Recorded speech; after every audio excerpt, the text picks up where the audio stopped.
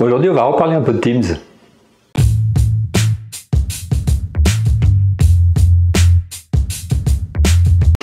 Bon alors, que vous soyez étudiant ou que vous soyez professionnel, vous avez entendu parler de Teams, il n'y a pas de doute.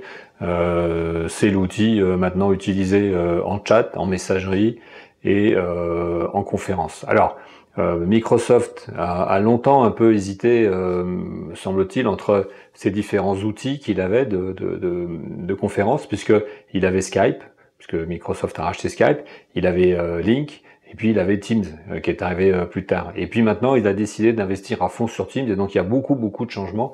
Et il y a un nouveau Teams qui est sorti le mois dernier. Et là maintenant, ils ajoutent des nouvelles fonctionnalités. En particulier, la fonctionnalité de pouvoir avoir des avatars. Alors moi, j'avais déjà parlé de la fonctionnalité de pouvoir avoir des filtres pour améliorer l'image. Donc c'est possible de rajouter des filtres dans Teams, je l'ai déjà montré dans la vidéo qui concernait ce sujet. Mais là aujourd'hui on va parler des avatars, ça c'est tout nouveau, c'est la possibilité de vous faire remplacer votre image et la vidéo par un avatar.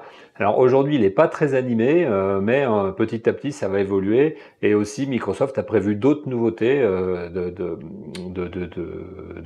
substitution, on va dire, entre vous et d'autres sujets, donc pour pouvoir substituer des décors, faire bouger des décors, évoluer des décors, et bien sûr toujours ajouter des filtres. Et il y a un accord aussi avec Maybelline sur le maquillage, comme moi je vous avais montré aussi ce qui pouvait être fait avec L'Oréal. Donc je vais vous montrer comment ça marche pour mettre en place ces avatars, que ce soit à l'école ou que ce soit au travail, et puis après on se retrouve dans le studio pour la conclusion. Alors, on va voir comment mettre en place les avatars sur Teams, parce que vous savez que maintenant sur Teams, on peut mettre en place un avatar, c'est-à-dire que vous désactivez ici votre vidéo, et du coup, vous passez en mode avatar, qui est ici.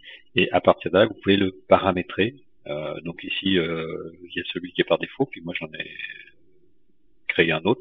Et donc, grâce à ça, vous pourrez vous présenter dans les réunions sous cette forme-là. Alors bien sûr, on peut paramétrer les avatars pour pouvoir en créer davantage, pour les utiliser selon les moments. Donc là, on peut dire un avatar décontracté et un avatar plus formel. Bien sûr, ensuite, on peut modifier un certain nombre de paramètres comme d'habitude, mais on peut aussi piloter les paramètres des avatars ici pour que l'on puisse le modifier. Donc ici j'ai cliqué, donc j'ai mes avatars, et là je peux aller modifier mon avatar pour pouvoir soit en créer un nouveau, soit modifier mon avatar actuel. Alors c'est assez simple, c'est un peu comme dans les jeux vidéo, donc je peux jouer avec. Ensuite, je peux le personnaliser. C'est exactement comme dans les jeux, pour ceux qui jouent.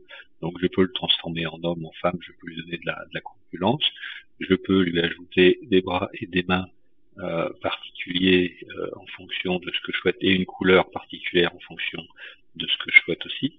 Je peux jouer sur la couleur de peau et sur l'ensemble des autres paramètres pour lui donner une autre forme de visage. Donc, essayez de faire en sorte qu'il vous ressemble le plus possible sur la coupe de cheveux, par exemple, voilà, pour que ce soit vraiment vous en avatar. Alors, bien sûr, on peut bouger sur beaucoup de paramètres, et ça, bien sûr, c'est à vous de le décider.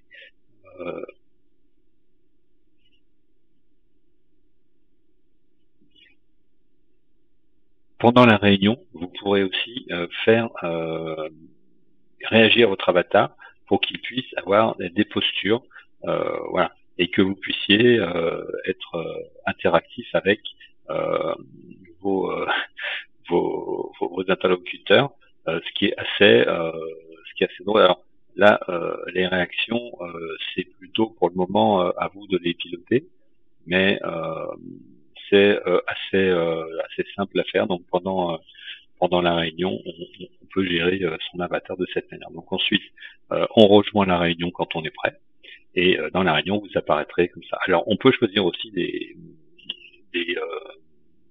fonds d'écran. On peut choisir aussi des fonds d'écran qui vous permettront de ne pas avoir ce fond noir ici, et de pouvoir avoir quelque chose de plus personnalisé pour que votre avatar apparaisse dans un décor. Moi, je vous conseille de l'essayer en réunion quand vous voulez pas vous montrer. Ça permet d'avoir une présence à la place d'avoir vos initiales dans Teams. Et c'est assez moderne. Ici, si on veut montrer aux autres qu'on maîtrise Teams.